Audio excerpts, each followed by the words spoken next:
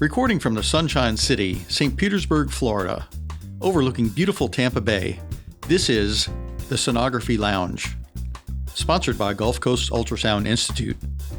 This podcast is dedicated to medical professionals and patients around the world interested in diagnostic and interventional ultrasound.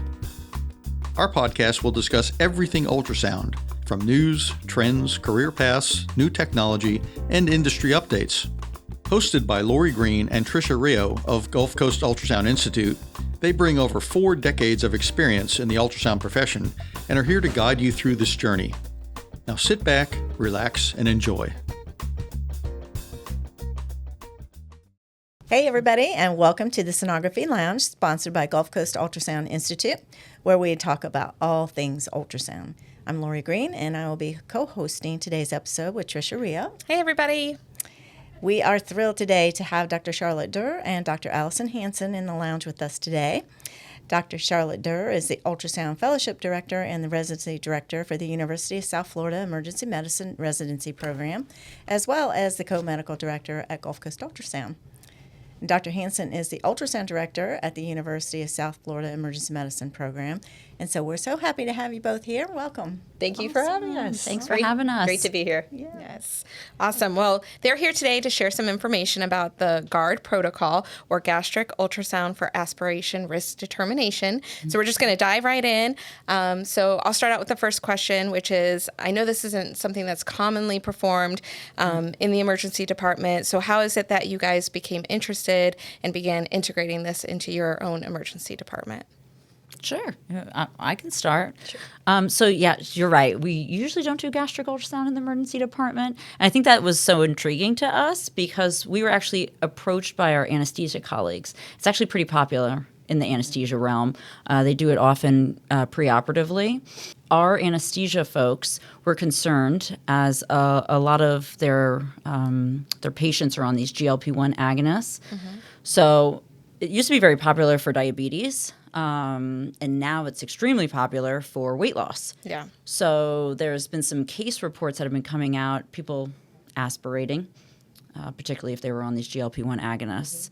So they asked us to come and help out in their pre-op area, ultrasound these patients before they go into their elective procedure. Okay. What we do is we go in the endoscopy suite, and these are patients being evaluated for bariatric surgery. It's an elective kind of procedure they're having. So most of them are not intubated, so their airway is not protected. So we ultrasound them and see if they have any residual gastric contents, food, fluids. Mm-hmm. We were very excited because we're like, ultrasound of the stomach? Okay. So so we kind of taught ourselves from online materials, and we've been going in. It's been awesome. Yeah, I think it's really a patient safety initiative that's promoted by the American Society of Anesthesiology that, hey, in these patients on the GLP-1 agonists, you should be taking a look, seeing what their residual gastric content is before a procedure to help determine their risk of aspiration. And in the endoscopy suite, where they're just having procedural sedation and not full intubation, when they do the endoscopy to go take a look at the gastric architecture as part of their pre-op and planning process, I think this is really important that we go ahead and scan them before they have the procedural sedation, see what's still left in their stomach, if anything. Yeah. And then the anesthesiologists are aware and will have that knowledge and maybe even alter their course of how they proceed with the sedation in that patient. Well, maybe for our non-physician and medical listeners, because we have a bunch of people that listen to this, just to get more informed about ultrasound, what is it about these specific drugs that causes patients who take them to be more at risk for aspiration? Mm-hmm. Yeah. So the GLP-1 agonists, they actually slow the stomach from excreting, I guess, food. Okay. So it kind of sits in there and increases, your hormones that say I'm full. Gotcha. So that is one of the theories. I think it works in multiple ways. The patients feel full because of that delayed gastric emptying, and what we're finding is that food can sit there for days and days and days. And because these medications are relatively new, we don't really know what that optimal time frame is pre-procedure to tell patients to stop taking their medicines. Of course, the patients are told to fast. They don't eat the night before their NPO after, say, maybe 8 p.m. or midnight prior to coming in. But then with the GLP-1 agonist, there might still be food there. Okay. So with it being relatively new medication, we're still trying to strategize, well, should they have held that medication for a week, 2 weeks? What's the optimal time frame? And that's one of the things that this quality initiative that we're working on will also help to determine. Nice. Okay. Yeah, most of the patients, I think, are being told at our institution, I think it's institution specific, to hold it for a week. A week. But yeah, but again, these are this is a bariatric population, so we have found a lot of these patients, have diabetes or are on other medications or have other conditions that might also delay their gastric emptying. Right. Yeah. So yeah. I think it's good that we discuss that because Yeah.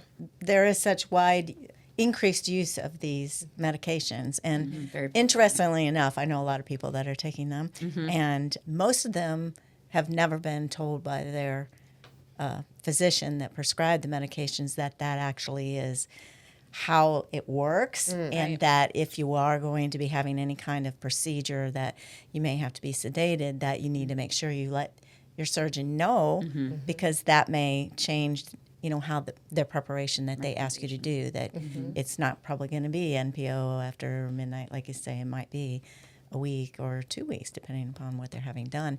And usually the look on their face is just, oh, really?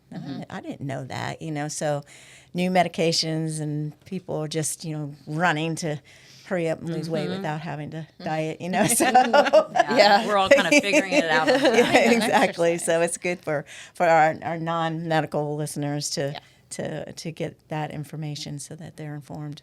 Yeah. Yeah.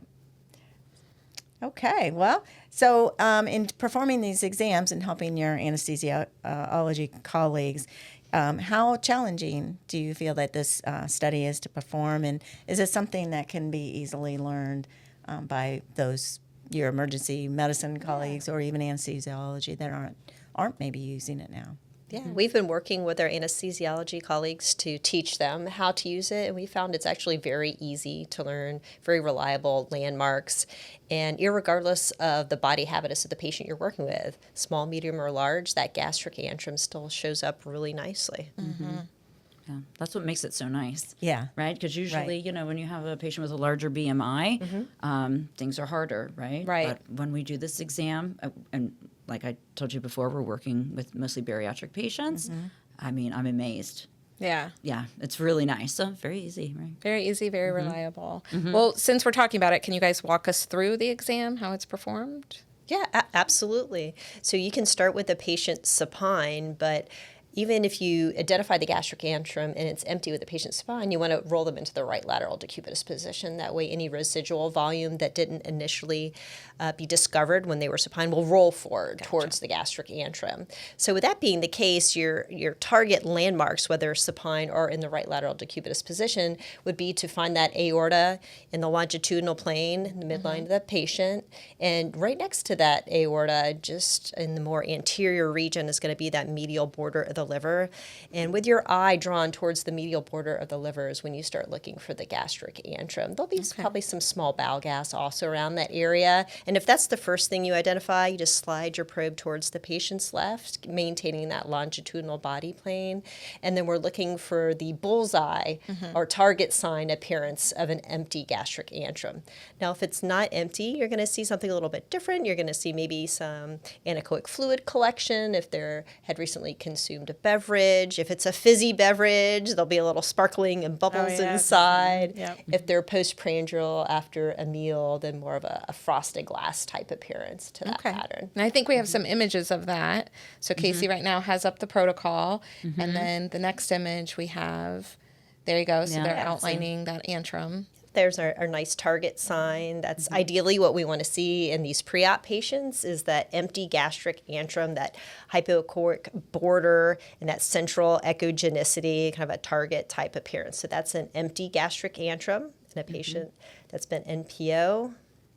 Yeah, and then rolling into that right lateral decubitus position might bring a little fluid forward that we didn't initially identify with the patient supine. So in screen left, we can see our gastric antrum with an anechoic fluid collection, and we're just measuring that cross-sectional area. With a cross-sectional area, you can refer to this really nice diagram that was created by Gastric Ultrasound. And based on the patient's age, you can take a look based on the patient's age and the cross-sectional area, whether they fall into the green safe zone of gastric volume or the white unsafe zone. So if they fall into the green zone, they're considered at lower risk for aspiration. If they fall into the white area of that chart, higher risk for aspiration. It does seem easy. Yep. Very straightforward. Yeah, so just kind of a nice little pictorial summary. Solids will give you more of that frosted glass appearance that you see on the left-hand side, a little bit of fluid, that anechoic appearance, and you want to measure that cross-sectional area and refer to that reference chart from gastric ultrasound. And then the empty is that bullseye type appearance, and that's ideally what we hope to see in our preoperative patients. So this is actually some of our clips. This is a great one. You could see the liver in the near field, and right below it, you see a fluid-filled gastric antrum. There's a little bit of bubbles in there, hyperechoic bubbles. If this was right lateral decubitus, you'd want to get your cross-sectional area and chart it. So this was actually, this is a great example, like you've seen before, of an empty gastric antrum. And you could see the varying layers of the gastric wall. So this person's safe, very low risk. This person's safe. This is supine, so you'd still have to roll them right lateral decubitus. Like Dr. Derr was saying, if there's anything sitting in the fundus, it'll kind of roll to the antrum. Okay. So you might find something. So don't forget to do that. Mm-hmm. Yep, cross-sectional area. Our machines are nice. We have the calculation built in, which I'm sure your representative can help you with if you don't know how to do it. So, yep. Cross-sectional area. I usually take best of 3 and then take the average and chart it. Okay. This is a clip with I guess we're just looking deeper, right? And you could see in the far field, you could see the aorta on top of the spine. And there's your gastric antrum in the near field, right at the edge of the liver tip. This is kind of typically how we start to make sure we're in the right area. If you're not seeing your aorta or the SMA coming off, you might be a little too either left or right on the patient, and you don't want to be over the duodenum. Okay. Because they can look very similar. So always make sure that you have the aorta in the far field. That's a good point. Mm-hmm. This is an empty one. Yeah. Do we have that full one? Let's see. This might be it. We had here it is. So this is one so as Dr. Derr was saying, if there's a freshly digested or eaten meal, you get that frosted glass appearance with a lot of the ring down. This was an individual who had a lot of old digested food sitting in their stomach, and they drank a soda too. So there was old food, and you can see that it's the gastric antrum is like heterogeneous. There's mixed kind of echogenicity in it, and then you have a little bit of shadowing from the soda bubbles. So this would be a full stomach. If you saw this lying flat supine, you don't have to proceed to right lateral decubitus. It's full. If it's full, no good. Right. Okay. Right. And might want to change your airway strategy. I think we play this one more time. This is a really nice example that if you look at the abdominal wall thickness on the patient from the near field down, you can see that this is a bariatric patient, but still appreciate how easy it was to identify the gastric antrum in this patient. Very clear landmarks. Mm-hmm. Yeah. Yeah. But those were great examples, and the protocol, as our listeners can see, is pretty straightforward, not too challenging to do. You just have to become familiar with the normal echogenicity of this surrounding structures, and the fluid is fluid, so that's the easiest probably to see, and kind of get familiar with those changes that you see with food in the stomach. So. How would you say that someone that's just working in an emergency department might be using ultrasound for other applications, but is interested in incorporating this into their emergency department? So what kind of, how would someone start in doing that? Yeah. Yeah, so right now, as I said, it's mostly popular in the anesthesia pre-op world, but we intubate patients too. We do procedural sedation, meaning that often they're sedated, but they don't have a secured airway. Right. So if a patient comes in on a GLP-1 agonist, most of the time in the emergency department, everyone has a full stomach. That's understood, right? American College of Emergency Physicians doesn't suggest that you delay doing your emergency procedure based on how long they've been fasting. But if somebody's on a GLP-1 agonist, or you think maybe they have some delayed gastric emptying, gastroparesis, you might want to consider taking a look. If they have a full stomach, you can mitigate the risk of them aspirating either by maybe suctioning, right, placing like a little tube into their stomach, an OG tube or NG tube, suctioning out their stomach before you proceed with the moderate sedation. Or if it's a lot, or you're really concerned, they might have a very difficult airway, secondary to body habitus, or other things. You may want to consider actually placing an endotracheal tube. Mm-hmm. Yeah. Okay. We had a patient recently that had a shoulder dislocation that was on a GLP-1 agonist. And in taking a look at the stomach, there was content in the stomach. So with the concern for aspiration risk, one of the nice alternatives that we were able to offer was a regional block for that shoulder reduction. So another thing that might be incorporated more as an alternative in patients like this, where maybe procedural sedation isn't the safest route for reducing that shoulder. Yeah. Great point. Good point. Yeah. That's a great point. Yeah. It just goes to show just having that extra layer of you're informed. You have information. You can make an informed decision that will best give your patient the outcome that they need and as safely as possible. So that's exciting. Have you seen the same like delayed emptying with the injection versus pill, or different brands, or any of that? Similar residual gastric content. I don't know that we know the degree of change, like which one might hold more after what time period. I think that's probably the details that will come out after these medicines have been on the market for a few more years. Yeah. But I would expect to see similar changes. I haven't seen a ton of people on the oral, the pills. A lot of Ozempic, Wegovy, the injectables. Yes. So, but time will tell. More research and data is due. Right. Yeah, the longer term they take the medications may also impact. Right. That is true. Because I know gastric paresis is a side effect to taking those medications. So Exactly, and I don't think we really know how long that effect lasts. Right, exactly. So so it'll be interesting to see, what comes out of all the research. Yeah, well, I know you guys will be right on top of it. We're trying. Lori and I were at AAFP this past year, and it seemed like every booth there was something semaglutide. It was being pushed so hard. It was like Very every other popular. booth. Well, they're very effective. Very effective for most people. Yeah, So. Yeah. absolutely. Yeah. Yeah, and that's again why I think this is such a great topic to be discussing for the listener base that we know that we have. We have a lot of physicians and medical practitioners, but we also have a lot of just everyday people who come and listen to our ultrasound podcast just to get more information and be more informed. So I love sharing these this information, these tips and tricks, things they can go and speak to their primary care doctors and their practitioners about, and just help them become more informed patients so they can advocate for themselves. Absolutely. Or if they end up in the emergency department, to make sure that those treating providers are also aware Right. Yeah. that they're on the GLP-1 agonist. Absolutely. Absolutely. Awesome. Well, it's just been such a pleasure to have you both here. Thank you. Dr. Derr, this has been a long time coming. Allyson, Dr. Hansen, you have been here before, so you are well versed in this arena, but it was fun to have Dr. Derr in here for the very first time. you. So thank you both so much for coming today. We appreciate you taking time out of your very busy schedules to be here and share this information with us. Casey is going to bring up a website. This is something you guys put together, right? Yep. So we will put that in the show notes. Lots and lots of great information here. We are also going to link this in the show notes with our hot tip, which was filmed by the Dr. Derr herself. And that shows you, again, Master Derr. Master Derr. Master Derr. Okay, grasshopper. Professor Derr.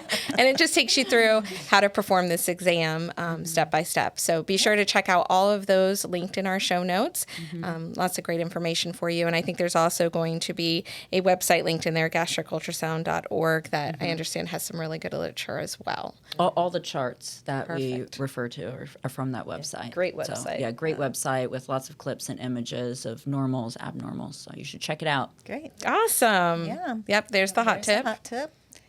I'm excited. A lot of resources for you all to refer to. And Cool. learn how to perform this. That's right. And of course, thank you to our listeners. We hope you enjoyed today's topic. We are looking for your suggestions, so please be sure to email us at sonographylounge@gmail.com and let us know what kind of content you would like to hear and see in the Sonography Lounge. Be sure to subscribe as well. That way you don't miss a single episode, and happy scanning. That's right. Thank you guys so much. We appreciate you coming, and happy scanning to our listeners. Thank you. All right, bye. Thanks for listening to the Sonography Lounge. Don't forget, if you like this episode, please subscribe and leave us a review on iTunes, Spotify, or wherever you get your podcasts. You can also find us on Instagram at Sonography Lounge and Twitter at SonographyLNG. If you have any questions, comments, or topic suggestions, feel free to send an email to us at sonographylounge@gmail.com. Have a great week, and scan, scan, scan.